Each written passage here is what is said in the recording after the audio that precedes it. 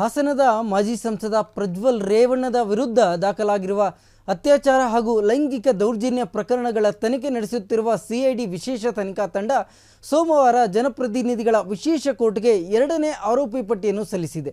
60 ವರ್ಷದ ಮನೆ ಕೆಲಸದಾಕೆಗೆ ಕೈ ಮುಗಿದುಕೊಂಡರೂ ಅತ್ಯಾಚಾರ ಎಸಗಿರುವ ವಿಡಿಯೋ ಮಾಡಿಕೊಂಡಿರುವ ಬಗ್ಗೆ ಚಾರ್ಜ್ ಶೀಟ್ನಲ್ಲಿ ಉಲ್ಲೇಖಿಸಲಾಗಿದೆ.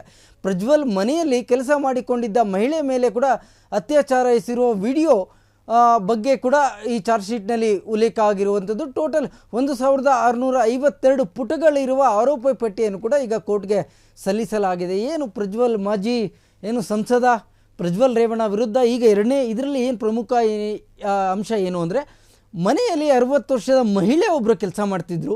ಆ ಮಹಿಳೆಯನ್ನು ಕೂಡ ಇವನು ಬಿಟ್ಟಿಲ್ಲ, ಅತ್ಯಾಚಾರ ಮಾಡಿದ್ದಾನೆ. ಅಷ್ಟೇ ಅಲ್ದಿರ ಅದನ್ನು ಕೂಡ ವಿಡಿಯೋ ಮಾಡ್ಕೊಂಡಿದ್ದಾನೆ. ಸೊ ಹಾಗಾಗಿ ಈ ಪಟ್ಟಿ ಕೂಡ ಈಗ ಪ್ರಮುಖವಾಗಿ ಇವ್ರಿಗೆ ಉರುಳಾಗುತ್ತೆ. ಸದ್ಯಕ್ಕೆ ಇದು ಕೂಡ ಈಗ ವಿಶೇಷ ಪ್ರತಿನಿಧಿಗಳ ಕೋರ್ಟ್ಗೆ ಸಲ್ಲಿಸಲಾಗಿದೆ ನಿನ್ನೆ.